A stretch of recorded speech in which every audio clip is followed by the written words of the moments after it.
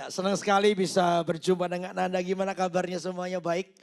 Baik ya. Oke. Nah, Saudara, di bulan Februari ini kita akan banyak bicara soal keluarga. Sejak minggu pertama, kedua, ketiga kemarin kita banyak membahas soal keluarga. Nah, hari ini adalah di mana puncaknya, di mana saya ingin menyampaikan bagaimana keluarga menjadi keluarga yang melayani Tuhan. Amin. Keluarga yang melayani Tuhan. Ketika orang tua melayani Tuhan, pekerjaan Tuhan, terlibat dalam pelayanan, ada banyak hal yang kita bisa investasikan kepada anak kita. Tentunya bukan pelayanan karena lalu sibuk pelayanan, bukan itu. Tapi pelayanan di mana cinta kita, kesetiaan kita, lalu mengatur waktu sedemikian rupa dengan anak-anak dan Tuhan, itu akan membuat anak-anak kita itu terinspirasi. Ya, saya di dalam pelayanan, saya nggak mau mundur. Tapi dengan anak pun saya tidak mau kehilangan sebuah hubungan. Jadi saya bisa harus mengatur waktu sedemikian rupa. Dan anak-anak saya melihat, ya harus melihat, mereka melihat sebuah teladan hidup. Jadi ketika saya sibuk melayani, saya pun diubah Tuhan. Dari dasar hati saya mengalami sebuah perubahan. Nah, itulah yang menginspirasi anak-anak saya. Sehingga mereka pun mengambil keputusan, saya mau melayani Tuhan secara full time. Nggak mau ragu-ragu, anak pendeta bukan jadi pendekar, jadi pendeta juga. Ya ada maaf banyak anak pendeta yang jadi pendekar semua. Ya mereka kecewa karena papanya sibuk dan sebagainya. Nggak boleh.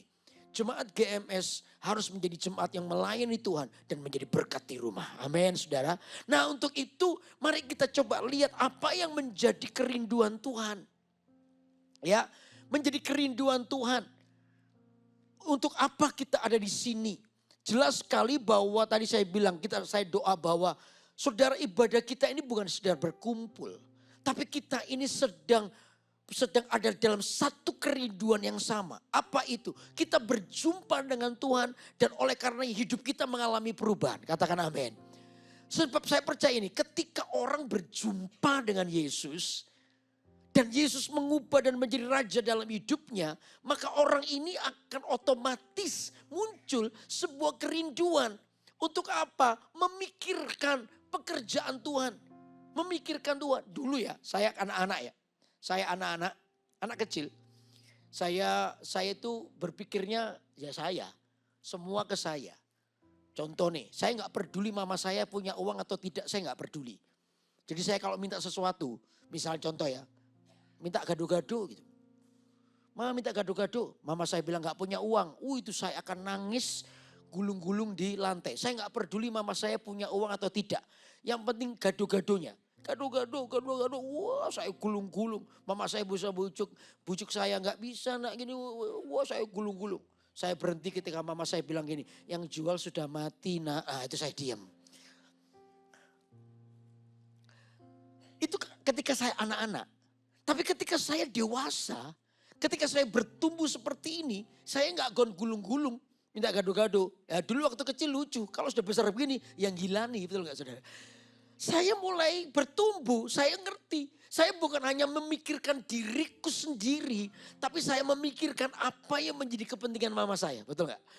Saya udah hampir 2 tahun di Kalimantan, sekarang mama saya sudah meninggal ya, waktu yang lalu. Ketika mama saya masih hidup. Ketika saya mau pulang ke Surabaya, saya selalu telepon mama saya. Ma, Yudi minggu depan balik Surabaya ada pelayanan. Mama mau titip apa? Yang di pikiran saya cuman apa yang menyenangkan hati mama saya. Apa yang menjadi kebutuhannya, itu yang saya pikirkan. Ketika saya dewasa. Mama saya selalu bilang, gak usah Yudi, kamu pulang aja, mama sudah seneng nak ya. Mama kangen nih, pulang aja. Sungguhan. Iya, mau ini, mama selalu berkata tidak. Tapi ketika telepon ditaruh, tetap saya pergi ke toko, beli kain, beli tas, beli makanan kesukaan mama saya, kira-kira mama suka apa enggak, itu tak beliin. Saya bawa oleh-oleh. Yang ada di pikiran saya bukan lagi tentang aku, tetapi tentang apa yang ada di hati mama. Itu ketika aku dewasa. Betul nggak saudara? Nah ketika sama dengan pertumbuhan rohani kita. Dulu waktu kita anak-anak, yang kita pikirkan cuma diri kita. Pusat daripada perhatian itu adalah hidup kita. Masalah kita, aku dan aku. Aku minta mujizat, pokoknya doaku harus didengar. Kalau Tuhan gak buat mujizat, aku kecewa sama Tuhan. Aku akan meninggalkan Tuhan. Itu kan anak-anak banget kan, betul gak saudara? Kita tuh selalu memaksa Tuhan itu berada di dalam gamenya kita. Kalau enggak kita marah sama Tuhan, kita kecewa sama Tuhan. Pusat kita itu kepada kebutuhan kita. Saudara, kalau itu menjadi pusat kebutuhan Anda, pusat daripada hidup kita, maka kita itu paling gampang ditipu oleh setan. Percaya saya. Kalau selama Anda menjadikan kebutuhanmu itu pusat, Anda pasti gampang ditipu oleh setan.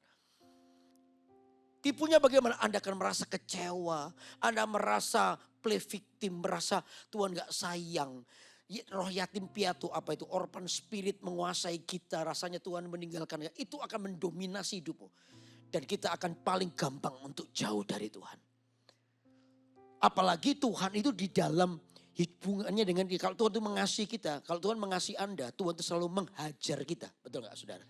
Kalau saya punya anak, saya sayang sama anak saya tidak akan pernah manjakan dia terus. Saya sayang iya, tapi saya akan mendisiplin, mengasah dia. Itu menghajar. Nah Tuhan itu mendidik kita itu dengan kata menghajar. Itu berarti Anda dikasihi. Nah kalau orang cuma berpusat kepada dirinya sendiri. Berpusat kepada persoalannya. Oh pasti ketika Anda masuk dalam proses Tuhan. Anda akan paling cepat untuk curiga dengan Tuhan. Itu yang membuat kita gak bertumbuh. Tapi kalau hari ini setelah Anda mulai dewasa dan mengerti. Anda mulai diarahkan kepada Kristus. Anda melihat Tuhan, Anda mulai melihat kepentingan kerajaan Allah dalam hidup itu apa. Jadi saya percaya begini, kalau Anda bertemu dengan Tuhan secara pribadi lalu hidupmu diubahkan, pasti muncul sebuah kerinduan. Apa itu? Anda mau melayani Tuhan. Katakan amin. Anda ingin melayani Tuhan. Pasti muncul itu. Dan gereja kita tidak dibangun di atas dasar simpatisan. Ya orang banyak, bedanya orang banyak ya. Dengan murid-murid Kristus itu beda. Orang banyak itu cuma mengikuti Yesus. Masih ingat cerita itu? Orang banyak itu mengikuti Yesus. Karena apa? Mereka baru saja melihat mujizat. Mujizat apa? Roti yang dibuat. Roti dikasih makan satu, mereka makan kenyang. Wah mereka mau mengikuti Yesus karena rotinya. Wah aku ikut Yesus ini gak usah makan siang, belilah gratis kasih makan. Dia mengikuti Yesus. Dan Yesus tahu. Yesus tahu itu. Makanya dia langsung ngomong keras. Kamu itu mengikut aku bukan karena aku melakukan tanda mujizat. Bukan. Melakukan tanda sebagai anak Allah. Bukan. Tapi karena kamu, karena roti. Yesus ngomong, ada padaku roti yang tidak pernah bisa habis. Akulah roti hidup, Yesus bilang gitu. Pikiran orang banyak itu roti yang bisa dimakan dulu. Tahu ya, roti yang bisa dimakan dulu. Itu pikiran orang banyak. Makanya Yesus berkata, akulah roti hidup. Mereka bilang, masa? Karena pikiran mereka roti. Yesus berkata, aku roti hidup, masa kamu roti? Gak bisa dimakan. Kamu tak makan, ada asin karena keringetan, betul gak? Karena pikiran mereka ini roti, makanya orang yang cuma pikirannya dirinya paling gampang salah paham sama Tuhan. Padahal Tuhan ngomong aku nih roti, kalau kamu bersama dengan aku, kamu tidak pernah lapar dan haus lagi. Tapi orang banyak itu gak ngerti. Dan Yesus ngomong keras kepada mereka. Akhirnya di dalam Yohanes pasal 6 itu banyak orang meninggalkan apa? Tuhan, karena apa? Gak tahan diajar. Tapi 12 muridnya ini tetap mengikuti Tuhan. Makanya saya berdoa jemaat GMS, Anda ini bukan sekedar simpatisan. Tapi Anda adalah seorang murid. Anda adalah seorang murid. Amin. Halo amin. Seorang yang mau dimuridkan. Makanya kita harus janjian ini. Sehati ini loh. Sehati ini. Anda harus punya kerinduan yang sama. Makanya kita buka Alkitab dulu ya. Yuk kita buka Alkitab kita ya. Di dalam. Nah ini. Mazmur 133. Atau kita buka Kisah Rasul dulu deh. Kisah Rasul pasal 2. Kisah Rasul pasal 2 dulu. Ya. Ayat 1 sampai dengan yang keempat. Kisah Rasul pasal 2 ayat 1 sampai dengan keempat. Oke, yang sudah ketemu katakan amin. Oke, kita baca ya. Kisah Rasul pasal 2 ayat 1 dan 4. Ketika tiba hari Pentakosta, semua orang percaya berkumpul. Nah, coba lihat. Berkumpul lama di satu tempat. Kata berkumpul itu mereka bukan sekedar datang berkumpul, enggak. Tapi mereka ini punya kerinduan yang sama. Untuk apa? Mereka ketemu dengan Roh Kudus dan mereka dilawat. Mereka berkumpul itu dengan satu tujuan itu.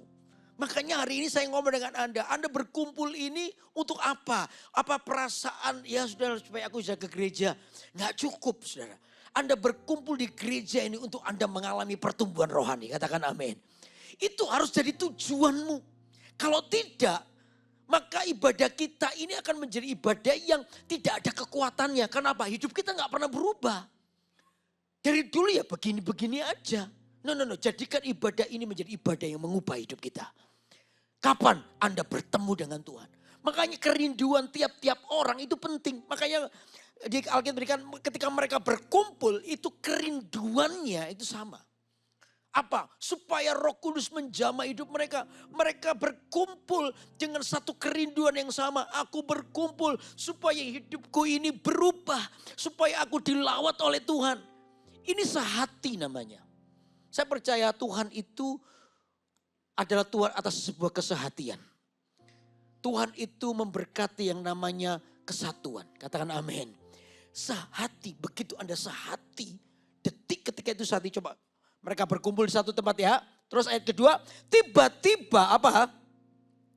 Turunlah dari langit satu bunyi seperti tiupan angin keras yang memenuhi seluruh rumah di mana mereka duduk. Dan tampaklah kepada mereka lidah-lidah seperti nyala api yang bertebaran dan hinggap pada mereka apa? Masing-masing. Maka penuhlah mereka dengan Roh Kudus. Lalu mereka mulai berkata-kata dalam bahasa-bahasa lain seperti yang diberikan oleh Roh itu kepada mereka untuk mengatakannya. Mereka berkumpul dengan satu kerinduan, satu visi yang sama. Lalu setelah itu mereka mengalami yang namanya zaman Roh Kudus. Saya percaya persatuan itu selalu mendahului yang namanya urapan. Katakan amin. Halo amin. Jadi kalau semua yang hadir ini memiliki kerinduan yang sama. Aku ke GMS bukan sekedar ke gereja. Tapi aku pergi ke GMS, ke gereja. Dan gereja itu mengubah hidup saya. Karena itu aku harus ketemu dengan Tuhan. Bertemu dengan perkataan Tuhan. Nah disitulah urapan itu mulai datang. Kata urapan itu sebenarnya dipakai di Mazmur 133. Apa itu coba baca sebentar ya. Mazmur 133 ya. Yuk. Mazmur 133. Ayat yang pertama. Ya yang sudah ketemu katakan amin. Nah, belum ya. Ya sama saya juga belum. 133 ayat 1 coba lihat. Nyanyian Syair Daud. Sungguh alangkah baiknya dan apa? Indahnya apabila apa? Saudara-saudara diam bersama dengan apa? Rukun, kata rukun di situ artinya sehati. Rukun itu bukan berarti sama, enggak berbeda tetapi sehati. Kita ini berbeda-beda, latar belakang berbeda, pekerjaan berbeda. Tapi kita punya tujuan yang sama. Di tempat ini saya mau berubah, katakan amin. Di tempat ini saya mau mengalami lawatan Roh Kudus. Rukun, berdamai, sehati. Nah disitulah ketika mereka sehati, maka dikatakan gini. Seperti apa? Minyak. Minyak itu gambaran daripada urapan. Urapan di dalam gereja. Urapan yang mendatangkan namanya perlindungan. Tadi saya jelaskan kepada jemaat yang di bawah. Yang di bagian tadi. Ya. Urapan itu seperti minyak. Minyak itu sebenarnya dalam konteks perjanjian lama. Itu dipakai sebagai perlindungan buat kambing domba. Kenapa? Kambing domba ini suka ada kutu yang naik lewat bulu-bulu mereka itu masuk ke telinga mereka. Dan itu bisa menyebabkan kematian daripada kambing domba itu. Makanya untuk melindungi kambing domba itu maka para gembala itu menyiramkan minyak. Sehingga semua kena licin, sehingga kutu itu tidak bisa naik karena licin. Nah itu bentuk perlindungan, dengan demikian kambing domba itu tidak ada yang mati. Karena apa? Mereka dilindungi oleh minyak itu.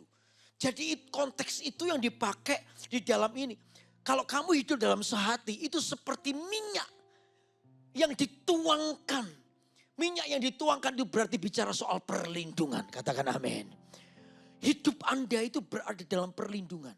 Jadi kalau hari ini di tempat ini, kalau kita sehati, saya mau bertemu dengan Tuhan, hidup saya berubah, maka perlindungan Tuhan ada dalam hidup Anda. Tahu nggak saudara, di luar ini ada banyak panah dari si jahat yang mau menghancurkan kita lewat apapun, tipu daya iblis dan lain sebagainya. Ya, kalau kita ini fokus kepada Tuhan, bukan kepada diri kita, maka susah bagi iblis untuk menipu kita. Tapi begitu Anda fokus, ya terus minta mujizat, gini loh, nggak salah sih, minta mujizat tuh nggak salah. Nggak apa-apa, Tuhan pun suka melakukan mujizat dalam hidup Anda, katakan amin. Tuhan suka, tapi gini loh, jangan sampai kita ditipu lalu kita menjadi orang yang memanfaatkan Tuhan. Nah ini salah. Kita tuh memanipulasi Tuhan dan menarik Tuhan untuk berada dalam game kita. Kapan itu terjadi? Waktu doamu tidak dijawab, Anda marah sama Tuhan, lalu Anda meninggalkan Tuhan. Nah di situ kelihatan Anda fokusnya bukan kepada Tuhan, tetapi kepada diri sendiri. Nah, ini yang harus berubah, kesehatian. Kesehatian kita untuk apa? Saya mau mengalami perubahan. Coba bilang gini, saya mau berubah. 2, 3. Yang kencang, yang kencang. Saya mau berubah. 2, 3. Ini yang dirasakan oleh murid-murid. Sebelum urapan itu datang, dibutuhkan satu kesatuan, satu kerinduan. Begitu urapan, ketika mereka bersatu lalu urapan datang, maka bentuk perlindungan datang. Selama Anda menjadi orang yang pro kepada kesatuan hati, Anda menjadi orang yang pro terhadap sebuah kesepakatan. Saya percaya di situ namanya perlindungan Tuhan akan datang. Tuhan kita itu Tuhan atas sebuah kesepakatan. Tuhan kita itu Tuhan atas sebuah kesehatian. Katakan amin. Dia datang untuk berada, urapan itu datang di atas kesatuan. Kesatuan dulu datang baru urapan itu muncul. Makanya doakan supaya gereja kita gak pecah. Gereja kita di GMS Balikpapan tetap menjadi gereja yang utuh. Katakan amin. Oh jemaatnya jemaat yang manis. Gak suka gosip. Gak suka fitnah. Tahu fitnah dan gosip? Bedanya apa tahu? Fitnah itu ngomong sesuatu yang tidak benar. Itu fitnah. Contoh. Oh Pak Yudi itu jelek. Ah itu fitnah itu. Kasihan saya gak ada yang muji. Itu fitnah. Ngomong sesuatu yang tidak benar. Gosip itu ngomong sesuatu yang benar tapi ditambah-tambah supaya tambah sip. Contoh nih, pemain musik nih, pemain keyboard sama pemain drum. Janjian latihan hari apa gitu, misal Rabu. Ya untuk hari Minggu ya latihan ya. Pemain musik cuma satu grup misal satu gereja. Ternyata pemain drumnya tidak datang karena ada masalah. Waduh pemain keyboardnya bingung di pemain drumnya. Gak latihan ini musik lagunya ini gimana tahu gini intro dan endingnya gimana ini. Waduh gimana. Akhirnya betul sudah gak latihan minggu karena sudah gak bisa diganti tetap main kacau hari Minggu. Wah kacau sudah gak karuan. Habis ibadah pemain keyboardnya menegur pemain drumnya. Kamu lain kali kalau gak latihan ngomong kita bisa pindah hari. Loh saya sudah SMS tak tunggu-tunggu SMSmu gak balas saya. Loh kalau gak karena telepon aja. Ya tapi kan ini gitu macam-macam. Pemain drum ya tahu kesalahannya sudah saya minta maaf ya. Selesai kan. Nah gosip itu gini loh. Waktu maaf ya pemain gitar kita gak gitu. Ini contoh. Jangan pemain gitar gak usah tersinggung ya contoh aja. Atau pemain bassnya siapa pemain bass tadi. Siapa? Ya sudahlah. Ya itu lihat dua orang ini. Ada cekcok mulut antara pemain drum dan gitar. Udah. Lalu dia ketemu sama abang tukang becak di depan situ. Lalu berkata, Pak abang becak tadi di gereja ada yang berkelahi loh. Ada yang adu mulut loh. Betul gak? Halo betul gak? Betul. Pemain drum dan pemain keyboard sedang adu mulut tadi. Betul. Nah gosip itu gini. Tadi seru Pak. Matanya kayak mata penari Bali itu. Gini. Saya gak biasa gitu soalnya. Tadi itu seru Pak. itu pemain keyboardnya marah Pak. Nah ini gosip mulai terjadi. Ya itu pemain drumnya ditapuk sampai sama keyboardnya. Itu darah muncrat kemana-mana lah kan sudah. Itu pemain drumnya nggak terima Pak. Simbalnya dilepas lalu dising, kena lehernya pemain keyboard. Nah itu mulai tambah-tambah gitu. Digosok-gosok supaya tambah sip. Itu gosip. Gak bisa. Apalagi membicarakan pemimpin. Saya larang ya. Jangan please bicarakan pemimpin. Kejelekan dan sebagainya. Itu akan membuat tanda kutip Tuhan marah sama kita. Apalagi kalau pemimpinnya tidak berbuat salah. Lalu kita menggosipkan. Aduh, itu Anda ketemu Tuhan sungguhan. Langsung ketemu Tuhan. Ya, please gak ada di KMS. Atau di mana-mana tapi di KMS gak ada. Gosip pertama ditambah-tambahi. Yang kedua, ngomong kepada orang yang tidak berkompeten. Ngapain ngomong sama tukang becak? Emangnya tukang becak langsung datang gini, oke pemain drum sini, pemain keyboard sini, kalian damaikan apa kayak gitu. Paling ya mereka cuman, oh gitu ya gereja ternyata perkelahian terus ya. Enggak ada hubungannya. Gosip itu selalu ngomong kepada orang yang tidak tepat. Kalau tidak mau gosip itu ngomong kepada yang bertanggung jawab. Ngomong kepada ketua PAW-nya atau ke gembalanya itu tepat. Gak apa-apa karena ini yang bertanggung jawab. Betul gak saudara? Nah orang-orang yang pro kepada perpecahan tidak akan mengalami yang namanya perlindungan Tuhan. Karena perlindungan Tuhan itu dikatakan sungguh indah ketika kita rukun bersama. Halo amin. Begitu kita mulai gosip, fitnah, di situ perlindungan itu diangkat dari hidup kita. Karena Anda sedang memberikan kesempatan setan untuk menghancurkan hidup kita. Makanya penting, sehati itu penting. Anda datang ke sini kita harus punya kerinduan yang sama. Katakan amin. Halo amin. Kerinduan yang sama. Dan saya percaya begitu kita memiliki kerinduan yang sama, perlindungan Tuhan atas hidup kita. Amin saudara. Nah kerinduan apa itu coba lihat ya. Lihat apa yang menjadi kesehatian dalam gereja yang kuat. Ayo coba keluarkan ya. Judulnya satu tubuh, satu urapan dan satu dampak. Oke silakan. Oke yang pertama adalah mencari Tuhan dalam kerinduan yang kuat. Itu kesehatian kita. Apa yang menjadi kesehatian gereja yang kuat? Mencari Tuhan dalam kerinduan yang kuat. Ayo rindu. Kalau satu orang demi orang rindu, kita ketemu dengan Tuhan. Kita gak sedang lagi cuma beribadah, tapi kita itu rindu dengan Tuhan. Saya percaya Tuhan itu melawat kita. Saudara jangan kaget ya, kadang dalam ibadah itu terjadi hujan lokal. Tahu hujan lokal? Hujan lokal tahu? Satu dilawat Tuhan, satu enggak. Satu tuh bisa nyanyi. Apalagi kita lagi terakhir tadi apa? Dan apa? Danmu menyenangkan hatimu. Terus hidup dalam ketaatan. Melakukan firman-Mu. Sebab hidupku bukannya aku lagi.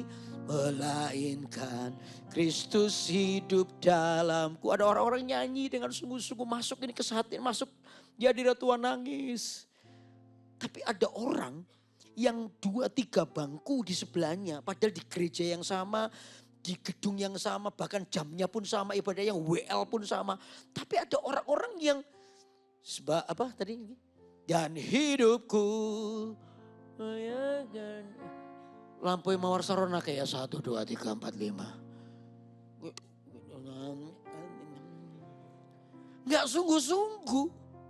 Bedanya itu kenapa ada orang yang dilawat Tuhan ada enggak. Bedanya apa? Kerinduannya. Halo amin. Kerinduannya kalau kita nggak rindu apa-apa ya nggak dapat apa-apa. Kita ini cuma kebiasaan ke gereja. Tapi kalau Anda rindu dengan Tuhan, saya percaya di situ pintu urapan itu menyertai hidupmu. Itu yang bedakan. Makanya semua harus sehati mencari Tuhan dengan sungguh-sungguh. Itu yang kita lakukan di gereja ini. Sehati mencari kerinduan dengan Tuhan. Yang kedua apa? Kesatuan menjadi murid Kristus. Dan memuridkan.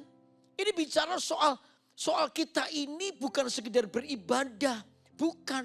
Tapi ini adalah bagaimana Anda dan saya tadi bilang. GMS tidak boleh dibangun di atas simpatisan. Tapi GMS harus dibangun di atas dasar murid. Katakan amin. Murid di mana kita ini adalah orang-orang yang mau dimuridkan. Oh, di gereja kita ini banyak sumbernya. Maaf ya, satu hari saya ini teman baik. Cuma ya ngomongnya karena kalau teman ngomongnya itu agak ngeslong. Tahu ngeslong tidak ada remnya. Ya, Ko Yudi. Wah, gerejamu suka curi-curi domba ya. Ini teman saya. Saya bilang, loh masa? Enggak itu. Loh tapi kan banyak jemaat-jemaat saya pergi tempatmu. Loh saya beritahu untuk jadi jemaat GMS itu enggak gampang loh. Betul enggak? Halo? Untuk Anda menerima NIJ, nomor induk jemaat dari GMS itu enggak mudah loh. Anda tuh harus lulus MSJ 1 loh. MSJ 1 itu 4 kali pertemuan. MSJ 1. 4 kali pertemuan. Diajari tentang apa itu ya? Keselamatan, baptisan air, baptisan Roh Kudus, gambar diri. Ya, pemulihan gambar diri. 4. Selesai. Itu baru dapat NIJ. Kedua mau pelayan harus lulus MSJ 2. MSJ 2 itu apa? Saya nggak hafal. Anda harus lulus MSJ 2. Belum kalau Anda mau jadi pemimpin, Anda harus lulus CGT 1, CGT 2, CGT 3. Kita itu dimuridkan betul-betul. Kenapa ini penting? Supaya kita ini kuat, katakan amin. Gereja kita menjadi punya orang-orang yang kuat dasarnya. Kita nggak sembarangan. Makanya ini bentuk kesehatian. Kita itu harus jadi murid di gereja ini. Anda mau jadi murid? Sungguhan. Amin. Coba beritahu karena ini kamu adalah murid Kristus. Tambah gini gak nyangka model kamu ternyata murid Kristus. Kita ini murid Kristus. Karena itu harus belajar. Ini bentuk kerinduan. Untuk apa? Berada dalam sebuah kesatuan tadi. Sehingga urapan datang ketika semua punya paradigma yang sama. Ingat ya, kita bukan sekedar bergereja. Tapi mengizinkan ibadah gereja itu mengubah hidup kita. Makanya harus jadi seorang murid, dimuridkan. Oke, terus apa tuh? Kesatuan mengambil tanggung jawab untuk melayani dalam gereja. Kesatuan tanggung jawab untuk melayani dalam gereja. Nah, mumpung ini bulan Servolution. Di mana seluruh departemen di gereja kita itu ada 15 departemen. Yang hari ini membuka diri. Untuk jemaat bisa ambil bagian di dalam pelayanan. Semuanya. Ada yang di dalam panggung, ada yang di luar panggung. Ada yang terkenal dan tidak terkenal. Tapi semuanya pahalanya sama. Contoh yang tidak terlalu terlihat adalah GA. GA itu gak terlihat. Ya, GA itu bukan di panggung. Tapi pahalanya, ngomong soal pahala, mahkotanya itu sama dengan saya yang khotbah. Makanya saya tidak boleh meremehkan GA. GA itu mengambil peranan penting di gereja kita. Kalau GA gak ada, Anda itu nanti, maaf ya, buang air kecil aja. Itu bisa kotor, bisa bau. Saya mau tanya, Anda hari ini ke gereja, maaf ya. WC-WC kita bersih apa kotor? Sungguhan jujur aja, bersih apa kotor? Kalau Anda ngomong kotor, GE-nya tak panggil setelah ini. Bersih apa kotor? Bersih. Ada AC-nya kan? Ada AC, ada WC juga kan? Apalagi ya? Listriknya. Yang ngatur listrik ini GE kita nggak terlihat. Tapi mereka ini bekerja keras. Di luar, apa itu? Di luar apa yang kelihatan, tapi peranan mereka ini penting. Makanya saya tidak boleh meremehkan GE. Tidak boleh meremehkan orang-orang gak keterlihatan, tapi pekerjaan mereka itu yang membuat kita ini bisa beribadah dengan aman, nyaman. Bangunan ini menjadi rapi. Ya ada banyak hal yang kurang diberitahu, dibersihkan. Dulu saya sempat waktu awal-awal buka ini, yang ngosek ini nanti Pak Toto yang akan, dan grupnya Pak Arya nanti Pak Toto akan share sesuatu di sini. Itu yang bersihkan berapa hari Pak Toto? Bersihkan semua ini berapa? Tak pikir 2 hari, 2 minggu. Saya tahu itu, karena saya tiap kali datang, loh Pak Toto, mulai pagi sampai sore, waduh. Ya keringetan pastilah, nggak usah dibahas keringetnya kan. Tapi memberinya, Saya melihat, wow, saya bilang orang-orang kayak begini nggak kelihatan. Jemaat juga nggak muji mereka. Yang dipuji itu yang mimbar ini loh. Yang nyanyi, yang main musik. Tapi yang model-model begini. Kalau mereka melakukan dengan hati tulus, yang muji itu Tuhan. Itu jauh lebih mulia. Katakan amin. Itu namanya mengambil bagian kesepakatan.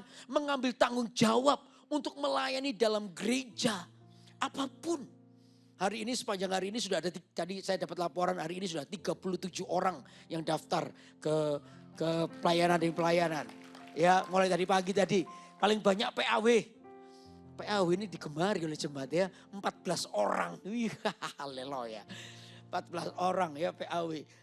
Ya CE cuma satu.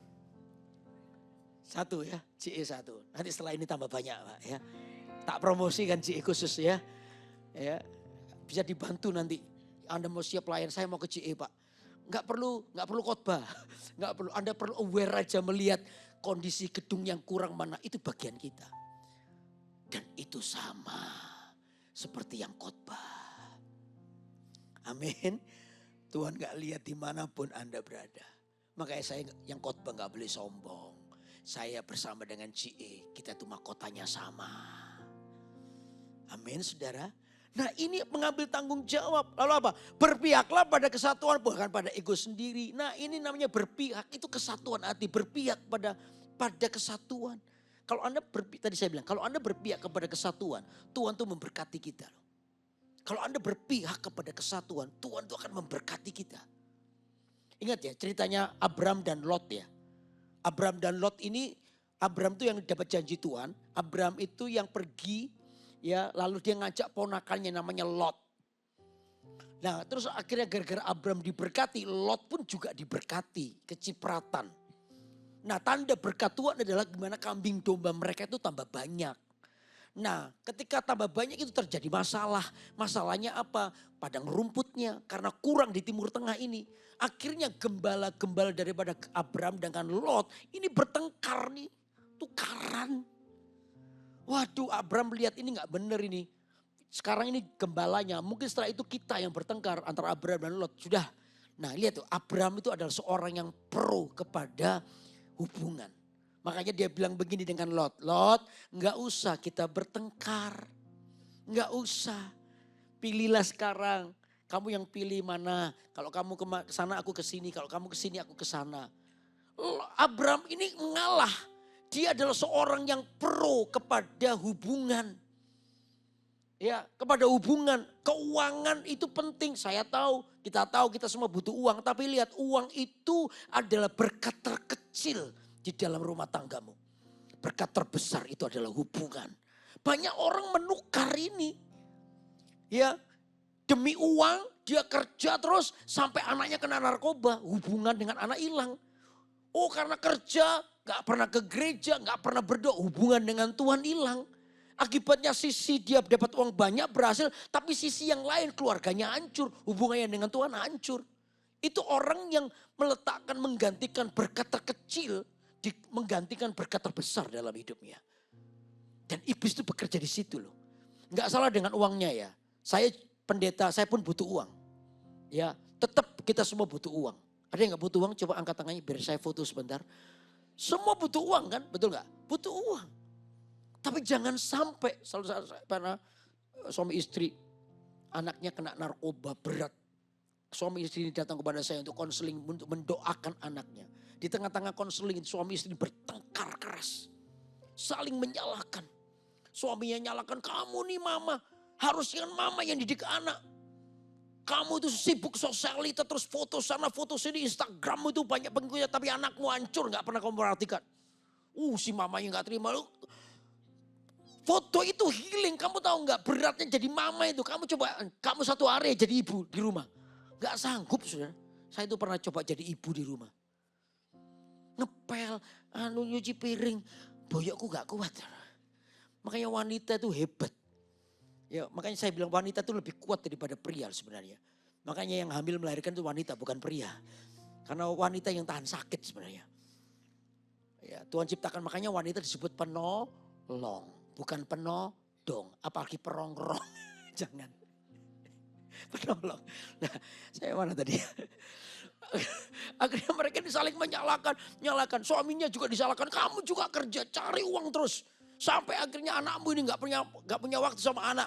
Lihat tuh sekarang anakmu sekarang kena narkoba, kamu gini. Oh aku kan suaminya, aku kan kerja untuk kamu, untuk sekolah anakmu, untuk kalian. Kenapa aku disalahkan? Saling menyalahkan. Saya bilang, saya diam pertama, rame saling menyalahkan. Saya bilang, Pak, Bu, kayak begini nggak akan selesai loh. Kalian tuh menyalahkan tapi menyalahkan debat kusir, saling menjatuhkan satu dengan lain, nggak akan selesai. Saya bilang, Pak, maaf ya, Bapak tadi bilang bekerja untuk keluarga, cari uang untuk keluarga, tapi maaf ya, di waktu yang sama kamu mengorbankan keluargamu. Sebenarnya kamu bekerja bukan untuk keluarga kok. Kamu bekerja untuk gengsimu sendiri, supaya kamu kelihatan berhasil di depan teman-teman keluargamu. Kamu tidak bekerja untuk anak. Buktinya apa? Hari ini keuanganmu banyak tapi anakmu tetap masuk narkoba. Terlibat di dalamnya. Anakmu gak bahagia dengan uangmu itu. Kamu menggantikan berkat terkecil yaitu uang. Demi uang kamu rela kehilangan hubunganmu dengan Tuhan. Kamu rela kehilangan hubunganmu dengan anak-anakmu. Kamu rela kehilangan hubunganmu dengan keluarga demi uang. Saya sekali lagi bilang uang itu berkat. Yes. Saya gak anti uang loh saya ngomong begini. Tapi ingat uang itu berkat terkecil di rumahmu. Berkat terbesar adalah hubungan kita. Jangan dibalik. Amin saudara. Kalau kemenangan Anda bisa dapat uang kaya, bisa uang banyak tapi keluargamu hancur. Hubunganmu dengan Tuhan hancur. Buat apa? Atur waktu sedemikian rupa. Supaya di pekerjaanmu berhasil, anak-anakmu juga cinta Tuhan harusnya. Bisa diatur. Amin saudara. Hubungan kita ini itu. Nah Abraham tahu kunci ini. Makanya dia gak mau bertengkar dengan Lot. Makanya dia bilang gini, Lot sudah terserah kita. Jangan kita berkelahi itu kata firman Tuhan. Jangan kita bertengkar. Ayo kamu yang pilih yang mana deh. Kalau kamu ke sini, aku ke sini. Harusnya ya kalau menurut budaya Yahudi. Lot itu ngerti. Tetap bagaimanapun Abraham itu jauh lebih tua karena dia paman. Dan dia yang ajak Lot bekerja atau keluar. Harusnya Abraham itu dapat prioritas pilihan pertama. Harusnya ini anak ngerti. Harusnya Lot itu bilang ini, jangan om. Jangan jangan lagi apa? Kok jangan om. Jangan saya, om dulu deh. Harusnya begitu. Saya ngerti om ini salah, bahaya om. Gini aja om dulu, jangan saya. Saya anak muda, nanti saya bisa kerja lebih keras. Kalau memang enggak, om dulu. Harusnya begitu. Tapi Lot adalah orang yang memilih uang daripada sebuah hubungan. Dia enggak peduli itu. Dia pikir, aku dapat kesempatan ini kebetulan nih. Lalu dia melayangkan pandang kata Alkitab ke lembah Yordan. Di sana taman seperti taman Tuhan, hijau. Aku di sana pasti tambah kaya. Lot meninggalkan budaya yang baik. Lalu demi uang, hubungannya rela dihancurkan demi uang. Akhirnya Lot memilih, Alkitab bilang berkemah dekat Sodom. Ingat ya, manusia itu punya kekurangan yang namanya serakah. Makanya ini yang dikerjakan. Orang kena judi online, itu yang disikat itu diserakahnya. Akhirnya orang ini terikat, pertama menang.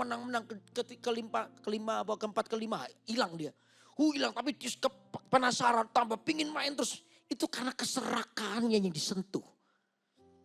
Sehingga susah lepas dari itu. Lot juga begitu. Dia begitu ada berkemah dengan Sodom. Dia mulai menjalankan bisnisnya dengan baik ini. Mungkin kambing dombanya sudah makan dengan baik. Tapi dia mulai melihat nih, kalau aku berkemah dekat Sodom. Cuanku kurang nih. Cuan sih tapi kurang. Bagaimana kalau aku diam di Sodom? Bagaimana kalau aku tinggal di Sodom? Cuanku tambah banyak nih. Akhirnya itu yang dilakukan oleh Lot. Dia diam di Sodom. Tanpa sadar budaya Sodom itu mulai menguasai hidupnya. Lot menjadi orang yang kompromi dengan dosa. Karena itu budayanya kota Sodom dan Gomora. Ingat ya, Sodom dan Gomora ada dua kota yang mau dihancurkan Tuhan. Orang yang tidak berpihak kepada kesatuan, uang menjadi segalanya. Itu lama-kelamaan hatinya disetir oleh setan tuh. Akhirnya dia gak peduli demi keuntungan. Akhirnya apa? Alkitab berkata Lot duduk di mana? Di pintu gerbang Sodom. Siapa orang yang duduk di pintu gerbang Sodom? Itu adalah penatua kota. Jadi Anda bisa bayangin Lot itu hari itu jadi penatua kota. Maka seluruh budaya Sodom itu menguasai hidupnya. Demi kekayaan, Lot itu rela meninggalkan apa yang benar. Sedangkan Abraham mungkin berbalikan dengan apa yang Lot punya. Mungkin daerahnya kurang subur, gak terkenal. Tapi jangan lupa Abraham pergi ke tempat yang gak subur itu bersama dengan penyertaan Tuhan. Daerah kering akan diubah menjadi mata yang berair bersama dengan Tuhan. Katakan amin. Oh, Abraham diberkati. Tapi Tuhan tuh lihat nih, Sodom dan Gomora begitu jahat. Sampai akhirnya Tuhan mau menghancurkan. Karena orang Sodom dan Gomora itu susah membedakan tangan kanan dan tangan kiri. Dosanya itu susah sampai ke langit. Tuhan ingin menghancurkan dua kota itu. Tapi dia ingat Abraham karena keponakannya ada di situ. Makanya Tuhan tanya Abraham, aku mau menghancurkan Sodom dan Gomora. Abraham, tuh Tuhan, ada ponakanku. Kalau Tuhan, kalau ada 50 orang benar, masaan Tuhan mau menghancurkan Sodom dan Gomora? Tuhan bilang, enggak. Kalau ada 50 aku enggak akan menghancur. Aduh, enggak ya. 40 Tuhan.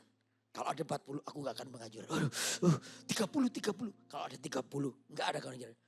Terus Abraham sungkan, aku ini debu dan tanah. Kalau 20, kalau ada 20 aku enggak akan menghancurkan. Setelah itu Abraham berhenti karena sungkan. Nanti kalau di surga ketemu saya tak omongin, Abraham, jangan sungkan sama Tuhan. Gara-gara kamu sungkan, Sodom dan Gomora tetap dihancurkan. Hari itu mestinya nggak dihancurkan, tapi gara-gara kamu sungkan sih.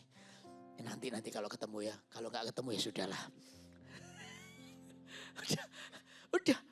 Akhirnya Tuhan tetap, karena tidak pernah menemui orang yang sesuai dengan perintah Allah, akhirnya tetap dihancurkan Sodom dan Gomora. Tapi si Abraham dipesan beritahu Lot, akhirnya Abraham WA Lot, gimana kabarnya Lot? Baik-baik om. Itu dosanya orang Sodom dan Gomora itu betul-betul kurang ajar loh sama Tuhan. Ya, nanti tanggal sekian Tuhan tuh mau menghancurkan. Kamu nanti gini ya, kalau ada sangkakala berbunyi tanggal sekian, cepat kamu lari ya. Oke om. Ya jangan telat tuh, ajak istrimu ya, supaya pergi ya. Ya om, oke.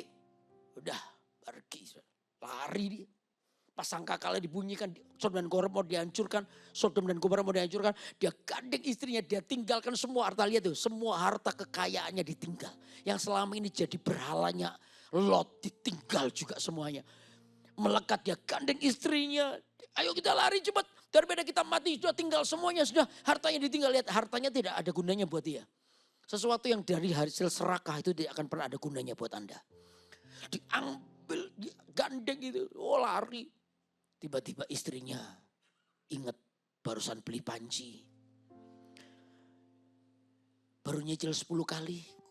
Padahal itu harus bayar 12 kali, kurang 2 kali. Aduh sayang, itu panci terbagus di dunia. Aduh panci, kayak panci itu manggil, panci, ci. Lot istrinya ingat panci, dia noleh panciku. Begitu dia noleh langsung jadi tiang garam. Lot pun kehilangan keluarganya karena uang. Karena menempatkan uang di tempat yang salah. Saya berdoa jemaat GMS, Anda adalah orang yang mencari Tuhan.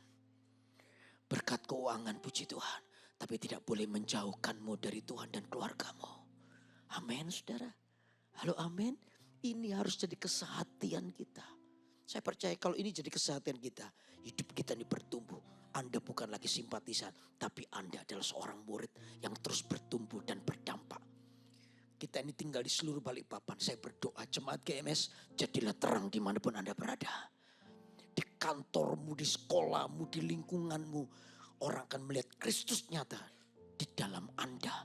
Karena di tempat ini hidupmu berubah, di tempat ini Anda menjadi dewasa, di tempat ini Anda melayani Tuhan. Maka hidup Anda menjadi terang Kristus sehingga orang lain lihat, wih Bapak itu bagus ya, Bapak itu baik ya. Di gereja mana dia? GMS. Bukan GMS-nya, tapi bagaimana Yesus bekerja di hidupmu dan mengubah hidup Anda. Amin, termasuk saya juga. Saya sering kali ingatkan, ya tetap saya bilang dengan para full time, ayo sepakat ya, di GMS tidak boleh ada skandal. Apalagi sandal jepit, gak boleh. Gak boleh ada skandal. Saya bilang doakan kok Yudi ya, tetap jujur. Gak mata duitan. tetap kita melayani Tuhan dengan tulus hati. Ayo kita bawa bersama dengan jemaat bertumbuh dalam Tuhan bersama-sama. Anda mau bertumbuh? Sungguhan, Anda mau bertumbuh? Beri tepuk tangan dulu buat Allah yang besar.